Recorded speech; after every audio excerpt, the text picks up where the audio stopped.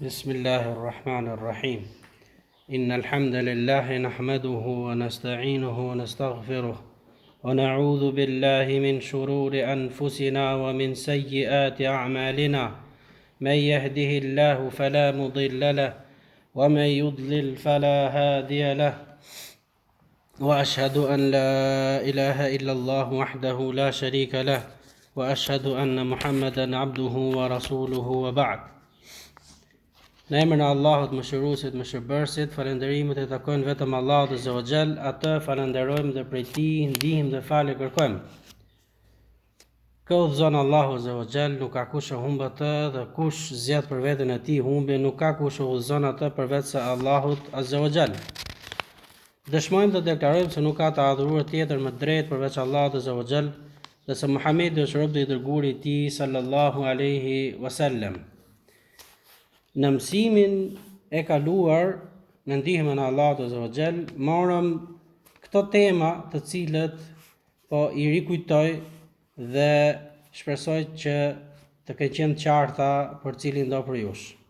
E para ishte ngrënia e hudhrës dhe e qepës. Dhe normalisht që shehu imami Abdul Ghani al-Maqdisi kishte sjell hadithin për të që ai i cili e konsumon atë mos t'i afrohet xhamiave, dhe folëm rreth kësaj teme dhe si duhet sillemi. E dyta ishte mbulimi i supeve në namaz, dhe tham që për hadithi pra që kishte ardhur që nuk bën që të falemi pa i mbuluar supet tona. Dhe normalisht ky rregull është i lidhur me mundësinë e rrobës.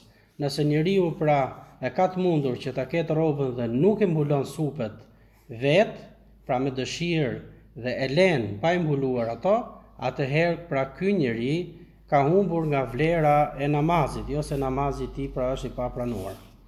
Dhe e treta ishte lejimi i faljes, pra të bëhesh imam, duke qenë që ti e ke fal namazin farz tek një xhami tjetër, vjen tek një xhami dhe ata janë duke falur namazin farz, dhe ti hyn imam për ta, qëllimi ose niyeti yt është namaz nafile, kurse niyeti aty në është namazi farz. Dhe tham që kjo është pra vepër të cilën e ka vepruar sahabiu i nderuar dhe i dërguari Allahut sallallahu alaihi wasallam ja ka lejuar që ta veprojë. Dhe kështu pra, nëse na ndodh neve, atëherë e veprojmë atë sikurse e veproi sahabiu i nderuar. Kjo ishte pra për temën e kaluar, për temat e kaluara. Dhe me ndihmën e Allahut Azza wa Jall, sonde do jemi me një temë të re e cila është bab at-tashahhud.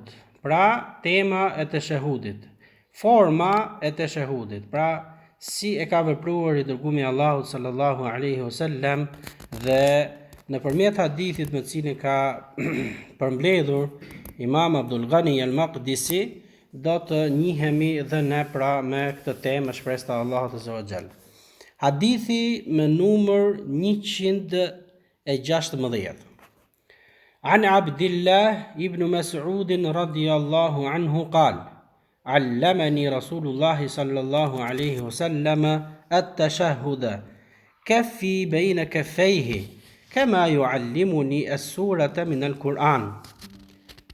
التحيات لله والصلوات والطيبات والسلام عليك أيها النبي ورحمة الله وبركاته.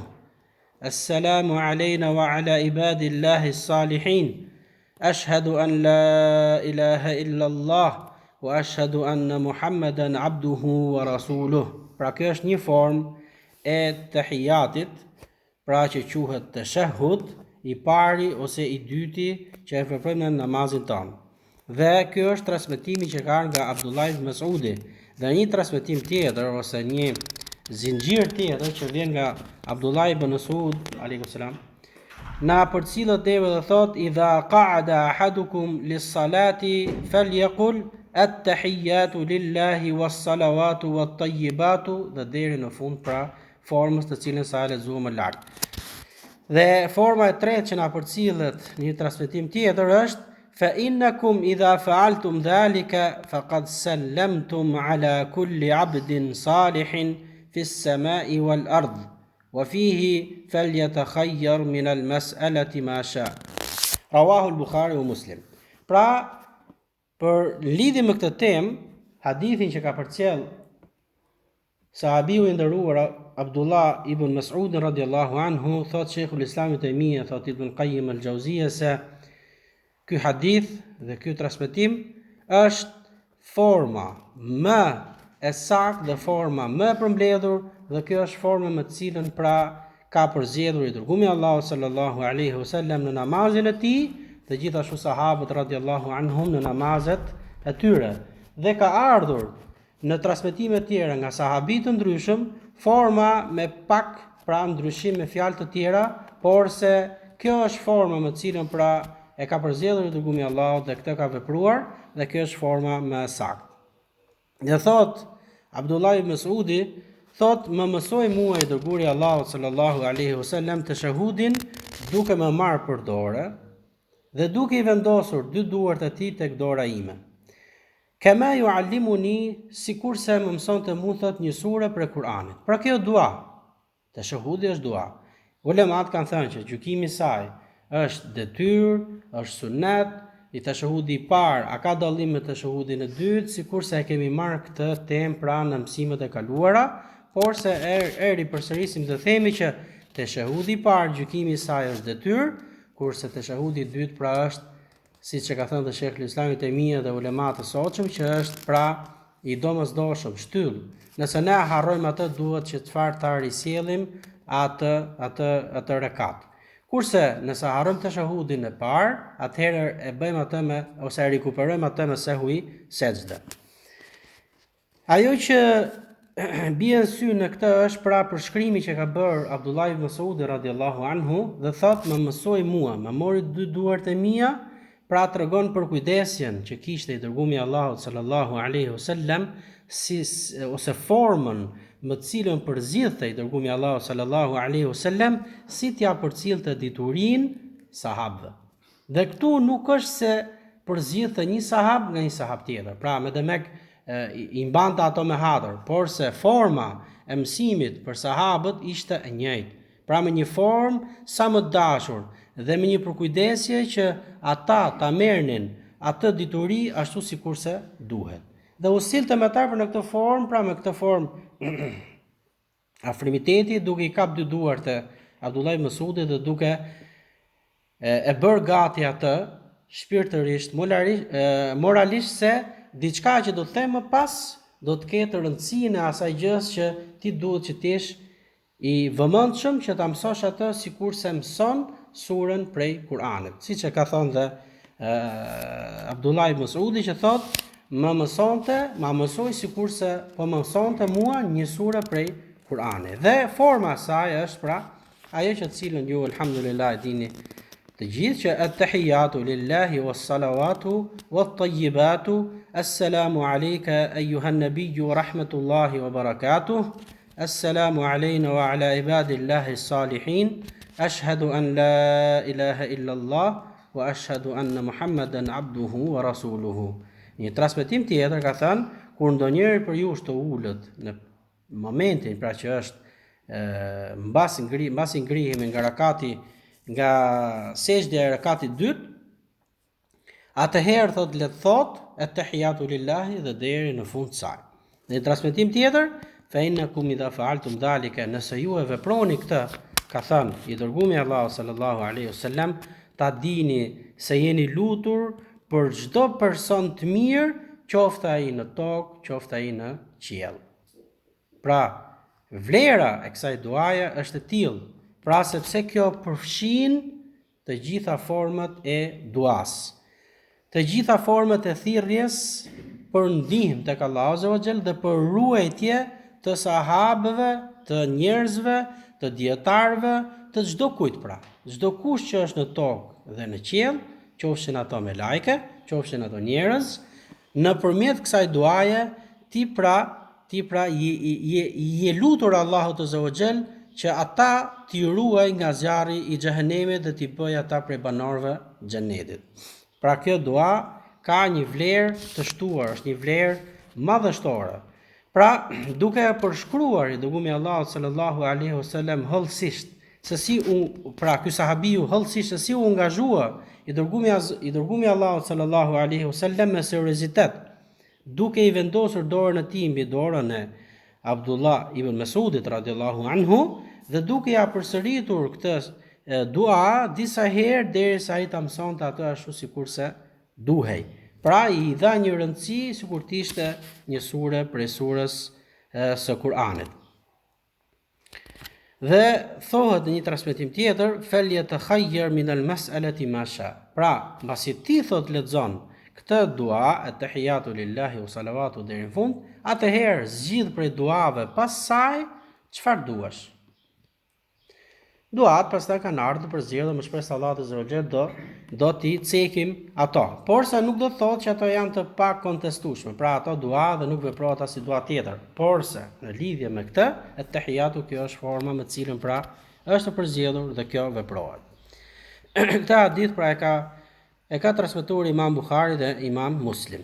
Dhe thot Sheikh Abdullah al-Bassam, Allahu mëshiroft, na e përcjell Ibn Mas'udi radhiyallahu anhu tahiyatin që ja mësoi pejgamberi sallallahu alaihi wasallam që thuhet në çdo 2 rekate. Pra, në 2 rekatëshin, pasi ti ngrihesh nga sejdja, atëherë thua at-tahiyatu lillahi wa salawatu deri në fund. Kjo kur namazi është me 2 rekate dhe normalisht jep selam. Kurse kur namazi është me 3 rekate bëhet në 2 rekatëshin e parë dhe në rekatin e tretë në fundin e saj sikurse është pra namazi i akshamit. Gjithashtu namazet që janë me 4 rekate janë me 2 at-tahiyate. Pra, kjo është pra forma të cilën ja mësoi i dërguari Allahut sallallahu alaihi wasallam Abdullah ibn Mas'udit. Kjo për nga rëndësia që ka kjo dua, e cila është kaq madhështore dhe gjithashtu për atë çka ajo përmban për kuptimeve, duke filluar me atë që është më kryesore, e cila është pra bi ta'dhimillahi ta'ala, me madhërimin e Allahut azza wa jall. Ku thot at-tahiyatu lillah. Pra, madhërimi, lavdrimi është vetëm për Allahun azza wa jall. At-ta'dhim al-mutlaq. Pra, ky madhërim i cili i përket vetëm Allahut, ashtu sikurse i përket Allahut dhe ai e din si është më e mira asaj. Wa annahu al-mustahaq. Dhe ai e meriton çdo lutje dhe çdo madhërim. E kjo në çdo ibadet tonën dhe në çdo fjalë tona. Pra, fjalët e cilat ne zgjedhim për t'ju lutur Allahut azza wa jall, të jenë ato fjalët më të përshtatshme për Allahun azza wa jall. Dhe çdo vepër e cila, pra vepra jona që shfaqim neve për t'u afruar tek Allahu azza wa jall, të gjitha këto hyn pra ke at-tahiyatu lillahi. Pra madhërimi është vetëm për Allahun. Dhe çdo cilësi që ne e thrasim Allahun azza wa jall, pra o i mëshirshëm, o mëshirues, të gjitha këto pra janë vetëm për Allahun azza wa jall dhe ai i meriton çdo cilësi të cilën pra ja ka dhënë vetes tij. Gjithashtu, mbasi e lavdroi Allahun azza wa jall me këtë lavdrim, atëherë i lutet me lutjen me të cilën pra e transmeton pra sahabiu i nderuar Abdullah ibn Mas'udi, i cili pra thot bi dua lin nabi bis salamati min an-naqais. Pra, duke drejtuar me dua për pejgamberin sallallahu alaihi wasallam që t'ja anashkaloj çdo mangësi me të cilën ka rënë i dërguari i tij pejgamberi Muhamedi sallallahu alaihi wasallam. Pra, njerëzit, adhuruesit, njerëzit e Allahut azza wa jall që jemi ne, i lutemi Allahut azza wa jall, pra e madhërojmë atë dhe më pas i kërkojmë Allahut azza wa jall që ta ruajë të dërguarin e tij pejgamberin sallallahu alaihi wasallam dhe t'ja anashkaloj çdo gjë të cilën pra ka vepruar në këtë dunja. Wa sa'alahu Allahu birrahmati wal khairi waz ziyadati al kamilatu min dhalik. Pra, e lutim Allahun azza wa jall pra për mëshirë, për çdo mirësi dhe t'ja shtoj çdo të mirë dhe ta bëj atë prej pra banorëve xhenetit. Thumma da'a li nafsihi wal hadirin min al adamiyin wal malaika. Pastaj që vazhdon po tek tahiyatu lillahi was salawatu pra lillah was salawatu thot lutet pra namazfalsi për të gjithë njerëzit që janë prezent, qofshin ato prej pra ato që janë aty, të gjallët dhe për çdo melajke. Thumma amma bi du'aihi ibadillahi salihin kulluhum min al-ins. Pastaj për çdo njeri të mirë që quhet njeri i mirë pra abdun salih, që është njeri i mirë tek Allahu azza wa jall, qofshin ata prej gjindëve, qofshin ata prej njerëzve. Qofshin prej melajkeve të cilët janë në qiell apo melajket të cilët janë në tokë. As-sabiqina wal-lahikina. Ato melajke që kanë hikur dhe ato njerëz që kanë hikur nga kjo dunja dhe ato njerëz që do vinë janë me ne ose do vinë më pas. Fa hadha min jawami'i kalimihi sallallahu alaihi wasallam. Kjo është një dua e cila hyn tek ato dua që quhen fjalë pak dhe të shkurtra për me kuptim të madh dhe të përgjithshëm, me kuptim të madh dhe të përgjithshëm. Pra, është një dua e cila veprohet nga ne në çdo namazin ton, e cila me ne është bërë diçka e pandashme, por se duhet me tregu kujdes që t'ja dim kuptimin e fjalëve të cilat ne i përdorim në namazin ton dhe mbase nuk ja dim kuptimin e tyre ashtu si duhet. Po ja që vjen një moment që na e lehtëson pra ky libër dhe Sheikh Abdullah Al-Bassam mundohet që ta sjellë atë sa më thjesht, pra duke na sjell neve pra kuptimin më të përafërt, më të saktë, më të thjesht dhe ne ta mësojmë atë pra në gjuhën tonë dhe ta ndjejmë atë dua që veprojmë në namazin ton dhe të dalim nga namazi me sa më shumë pra të mira. Pastaj vazhdon duaja, thumma shahada ash-shahadatu al-jazima bi annahu la ma'buda bi haqqin illa Allah. Pra, dëshmon me dëshmi të qartë se nuk ka të adhuruar me të drejtë përveç Allahut azza wa jall. Dhe se Muhamedi është rob dhe i dërguari i tij, i cili është përcjell ose është sjell në këtë dunja me dy cilësi, e cila është muttasifun bi sifatil ubudiyya wa sifatur risala. Cilësia e parë është cilësia e adhurimit. Që do të thotë adhurimi jon është i lidhur me dy pika kryesore. Ajo çka ka ardhur në Kur'an dhe ajo çka ka ardhur në hadith. Dhe kështu pra, nuk mund të bëjë njëra pa tjetrën.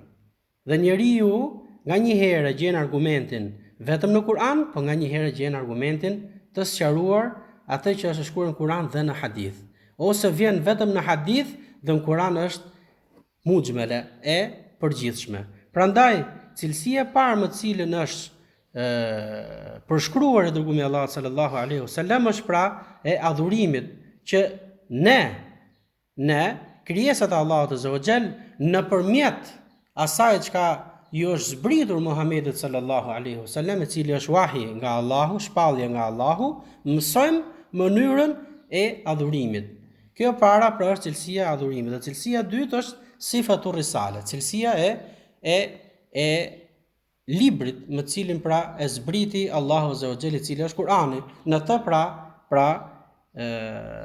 është transmetuar fjala e Allahut azza wa jall, wahyun, shpallje nëpërmjet Xhibrilit tek Muhamedi sallallahu alaihi wasallam, dhe ai ju mësoi atë pra sahabëve dhe ne e morëm pastaj më pas zinxhir mas zinxhiri. Pra këto janë dy cilësi të dërguarit të Allahut sallallahu alaihi wasallam.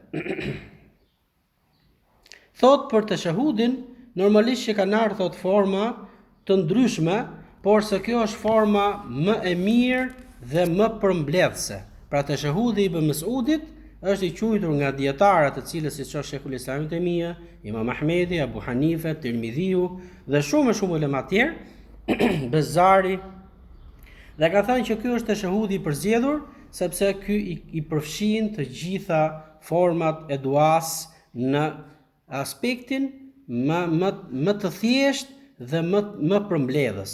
Prandaj, kjo është forma më të cilën pra ne duhet ta veprojmë, dhe nëse njeriu zgjedh pra një formë tjetër, nuk është se ka bërë shpikje ose bidat, por se kjo është forma më e mirë dhe pse jo, le të zgjidhë formën më të saktë dhe më të mirë.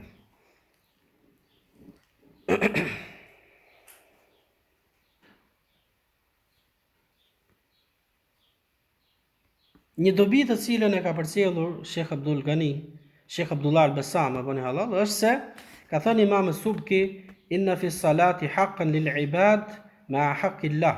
Pra njeri me të vërtet në kërkimin e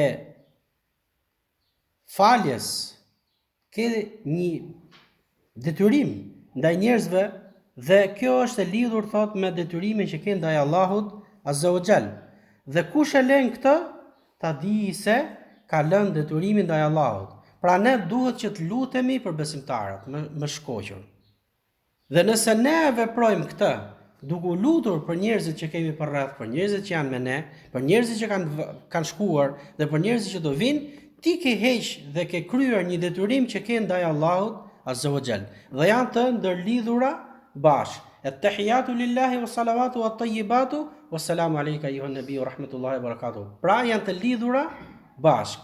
Ti e madhëron Allahun Azza wa Jall dhe gjithashtu pastaj kërkon që Allahu t'i fal dhe t'i anashkaloj mangësitë të dërgurit ti dhe pastaj gjithashtu pastaj edhe njerëzve që janë pra në tokë, me lajket që janë në qiell apo gjindet që janë në tokë, ti i kërkon Allahut Azza wa Jall që t'i fali dhe t'i bëjë ata prej njerëzve të xhennetit.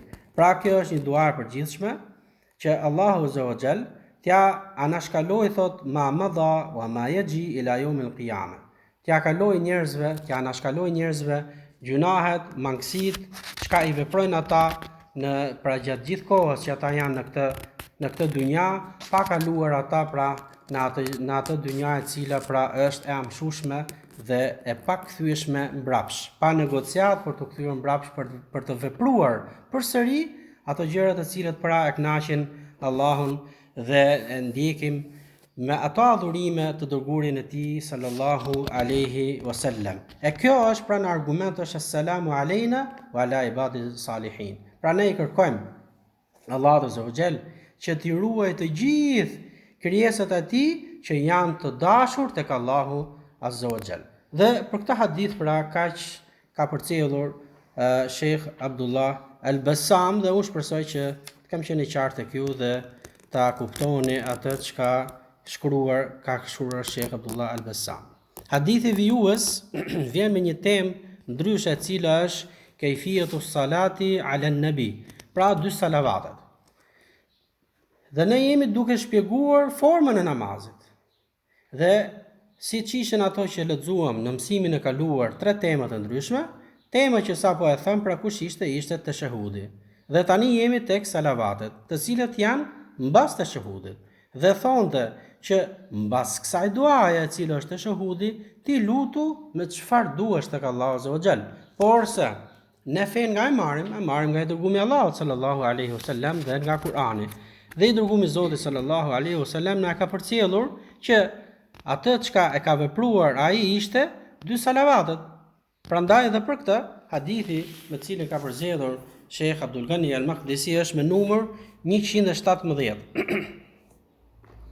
An Abdurrahman ibn Abi Layla qala laqini Ka'b ibn Ujra فقال ألا أهدي لك هدية إن النبي صلى الله عليه وسلم خرج علينا فقلنا يا رسول الله قد علمنا كيف نسلم عليك فكيف نصلي عليك قال قولوا اللهم صل على محمد وعلى آل محمد كما صليت على إبراهيم وعلى آل إبراهيم إنك حميد مجيد وبارك على محمد وعلى آل محمد كما باركت على إبراهيم وعلى آل إبراهيم إنك حميد مجيد رواه البخاري ومسلم.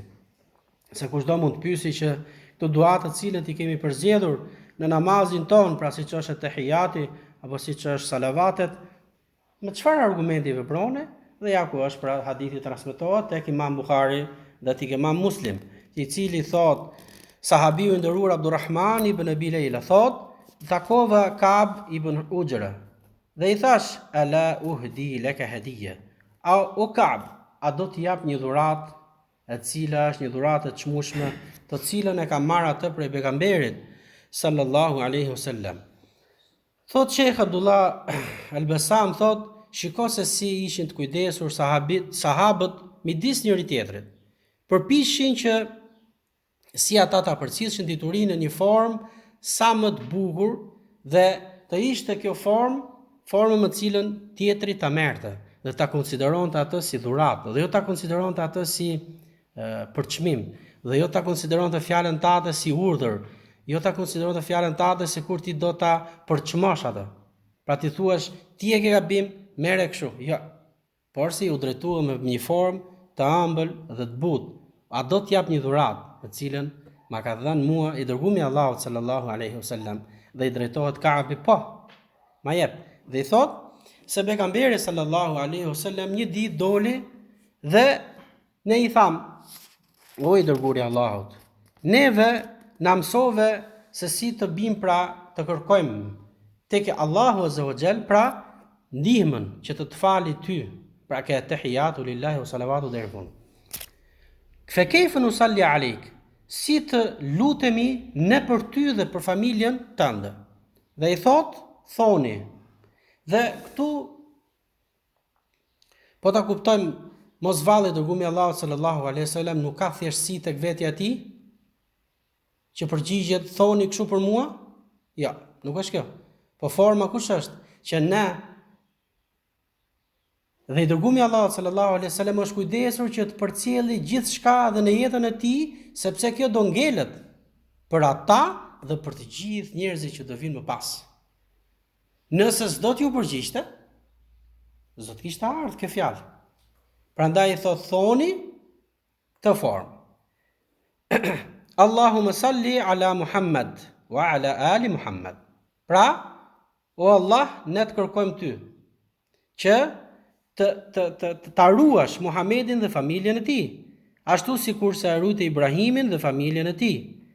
Innaka Hamidun Majid, pra ti je pra i lavdruar, dhe ke Hamidun Majid, me që jemi këtu, thuhet se kjo fjalë, kjo cilësi e Allahut azza wa jall, te këto dy cilësi të Allahut kthehen dhe gjejnë kuptim të gjitha emrat dhe cilësitë e Allahut azza wa jall. Pra Hamidun dhe Majid. Hamidun pra vjen nga fjala hamd, e cila pra është pra lavdrim i Allahut azza wa jall. Pra janë gjithë përfshirëse dhe në to përfshihen të gjitha cilësitë e Allahut azza wa jall. Dhe thot o barek ala Muhammad, dhe pra jepi bereqet Muhamedit dhe familjes tij, ashtu sikurse i dhe bereqet Ibrahimit alayhi salam dhe familjes tij, innaka Hamidun Majid, pra dy herë ka përzgjedhur dy cilësi të Allahut azza wa jall. Dhe thot afdalul hadiya huwa al-haqq, fa kayfa al-yawma bin-nasi idha du'ida ila al-haqq yasubbunak. Thot dhurata më e çmueshme është thot e vërteta. Dhurata më e çmueshme tek njerëzit pra, është e vërteta. Po si është halli jon sot? Nëse ti i thret njerëzit dhe i thua, hajde të mësoj të vërtetën, ai thotë të drejtohet duke të sharë, duke të ofenduar dhe duke ta ulur vlerën tënde. Hadha huwa al-hadiyatu al-matluba, wa laysat al-hadiyatu an tahdi ila shakhsin akhar fulus aw ashya allati hiya min ashya ad-dunyawiyya. Kjo thotë është forma, dhurata, e cila është e kërkueshme dhe e vlefshme. Dhe nuk është dua ajo dhurata vetëm ajo në konceptin e njerëzve, që ti t'u dhurosh njerëzve pasuri, t'u dhurosh njerëzve gjëra të cilat lidhen me dynjan. Por se më e vlefshme atyre është të mësosh atyre të vërtetën dhe të drejtën. dhe nuk përjashtojmë dhe dhuratat të cilat pra lidhen qofshin ato me dunjan, qofshin ato me gjithë shka që pra njeriu jeton. Porse, kush është më e çmueshme dhe kush është pra e lejueshme. Më e çmueshme pra është të mësojmë njerëzve të vërtetën. Nëse ti përpiqesh për të mësuar njerëzve të vërtetën, të dish se i ke dhënë atyre një dhuratë e cila është e paçmueshme me pasuritë e dunjas. Kështu pra Abdurrahman ibn Abi Leila u takua me këtë njeri i cili është prej ulemave të tabiinëve, Ka'b ibn Ujra, i cili ishte takuar me sahabët radiallahu anhum. Dhe i tha Ka'bit: "A don o Ka'b që të t'jap një dhuratë, të cilën ma ka dhuruar mua i dërguari i Allahut sallallahu alaihi wasallam, dhe ajo thotë është dhurata më e çmueshme, dhe ajo quhet thot al-haq, e vërteta. Masailul ilm shar'i, çështjet e fesë shariatike." Fafariha Abdurrahman bi hadhihi al-hadith al-thamina. Mbasi ja lexoi salavatin të cilët e lexua më lart, Abdurrahmani thot u knaq nga kjo dua për Abdurrahman ibn Abi Leila. Një dua kaq e çmueshme dhe tha: "Bela, si mos ma japësh mua me cilën ato ta ka dhuruar ty dërgumi Allahu sallallahu alaihi wasallam." Dhe ja transmetoi hadithin të cilën e lexua më lart, duke e përmendur pra salavatin mbi dërgumin e Allahut sallallahu alaihi wasallam dhe mbi Ibrahimin, mbi familjen e Muhamedit dhe mbi familjen e Ibrahimit alaihi salam. Dhe nga kjo hadith Sheikh Abdullah Al-Bassam ka përcjellur disa rregulla, të cilët pra do t'i lexojmë ata më poshtë. E para është se gjykimi i salavatave në teshahudin e parë është detyrë dhe në teshahudin e fundit pra është shtyllë e pa zëvendësueshme. Të dyja gjykimet e salavateve janë detyrë, sikurse pra është përcjellur në këtë hadith që thot Allahumma salli, pra o Allah, unë bie pra në dëshmi të qartë dhe për këtë që do lexosh më poshtë, pra, e cila është pra gjykimi i saj është detyrë tek ne. Dhe nëse ne e harrojmë pa e vepruar këtë, atëherë në gjykimin e saktë është që ne ta përcjellim atë me dy sehwi sejdë. E dyta, anna min haqqi nabi sallallahu alaihi wasallam an nad'u wa nusalli alayhi. Se për të drejtave që kemi ndaj pejgamberit sallallahu alaihi wasallam, ne detyrë që kemi ndaj Muhamedit alaihi salam është që të lutemi për atë dhe t'i kërkojmë falje Allahut azza wa jall që ta ngrejë atë në derexhet më të larta të xhennetit. Li'annahu lam yasiluna hadha ad-din al-'azim illa ala yadayhi. Sepse thot neve nuk na është përcjellur feja dhe nuk na ka ardhur feja përveç se nëpërmjet tij pra Muhamedit sallallahu alaihi wasallam. Dhe kjo thot është një drejt pra e pa kontestueshme dhe është kaq e vogël për ta vepruar ne kundrejt asaj që na ka mësuar i dërgumi i Allahut sallallahu alaihi wasallam. E treta, annahu sallallahu alaihi wasallam alima ashabahu as-salam was-salat alayhi. Këtu mësojmë se kjo është forma më e drejtë se si duhet që të lutemi për Muhamedit sallallahu alaihi wasallam dhe për familjen e tij. Dhe këtë ju mësoi të sahabëve kur pra ai ishte gjallë pa ndërruar jetë i dërguari i Allahut sallallahu alaihi wasallam. E katërta, anna min asbab gului sha'ni nabi sallallahu alaihi wasallam wa raf'i darajatihi du'a'u ummatihi lahu sallallahu alaihi wasallam. Se nëpërmjet duave që i lexuam më lart tregon se ummeti i tij pra ngrihet dhe lartësohet dhe jo ulet dhe përçmohet. Pra nëpërmjet kësaj duaje ummeti i tij pra është i lartësuar dhe jo i përçmuar. E pesta, ana salaf kanë yatahadawna masailul ilm. Se selefët ishin që i dhuroshin njëri tjetrit çështje fetare dhe çështje të cilat lidhshin me fenë e tyre.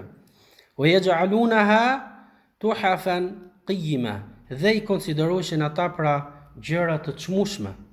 wa hiya afdalu tuhaf wal hadaya. Dhe s'ka dyshim që kjo, pra e vërteta, dituria është dhurata më e çmueshme për t'u shpërndar tek të tjerët. Dhurata më e çmueshme për t'u shpërndar tek të tjerët.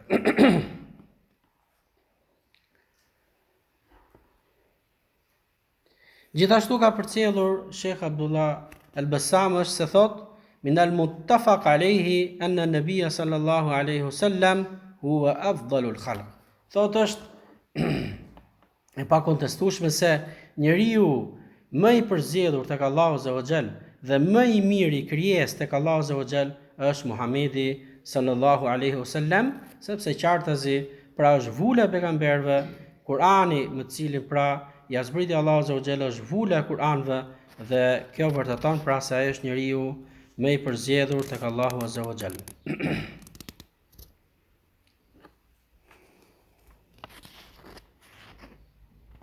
Gjithashtu e ka diçka që ka përcjellur Sheikh Abdullah al-Bassam, thot se tek salavati i dërguari Allahut sallallahu alaihi wasallam e ka afruar emrin e tij me emrin e Ibrahimit alayhis salam dhe familjen e tij me familjen e Ibrahimit alayhis salam. Dhe këtu duhet dim thot, dhe kjo është vlera e diturisë. Ka ardhur në një libër të cilës Sheikhul Islam Ibn Taymija dhe Ibn al-Qayyim al-Jawziyja kanë thënë se nuk duhet që ta afrojmë emrin e dërguarit Allahut sallallahu alaihi wasallam dhe familjes tij me familjen e Ibrahimit alayhis salam. Sepse thot nuk ka argument sakt. Por se thot Sheikh Abdullah al-Bassam, me të gjithë respektin, me të gjithë vlerat që ka ky njeri i cili quhet Sheikhul Islam Ibn Taymija dhe Ibn al-Qayyim al-Jawziyja, ne themi që kur në një temë prej temave përmendet mendimi i këtij dietari, të gjithë heshtin, por se e vërteta është më e dashur për ne dhe ne nuk ulim vlerën e dietarit nëse themi që nuk ja ka qelluar. Absolutisht, ne e ngrejmë atë dhe më shumë. Dhe themi që në këtë mesele nuk e ka rok, sepse hadithi është i qartë, që nuk i është përcjellur Sheikhul Islam Ibn Taymija ky hadith, nuk i ka arritur. Se nëse do t'i kishte arritur ky hadith, atëherë pa diskutim që nuk duhet kisha thënë këtë fjalë. Dhe nxënësi i tij, Ibn al-Qayyim al-Jawziyja, nuk do të kishte përcjell, po të njëjtën fjalë nga profesori i tij Sheikhul Islam Ibn Taymija. Dhe thonë që nuk përcillet pra mbi ajo familja e Muhamedit alayhis salam me familjen e Ibrahimit, por se kjo është e pasakt dhe prandaj po e përcjellim këtu që në qoftë se juve dikush ju përcjell këtë lloj diturie, ti përgjigjeni atij qartë dhe shkurt se hadithi është tek Imam Buhari dhe tek Imam Muslim, ku në të pra është e përcjellur salavati mbi Ibrahimin alayhis salam dhe mbi familjen e tij.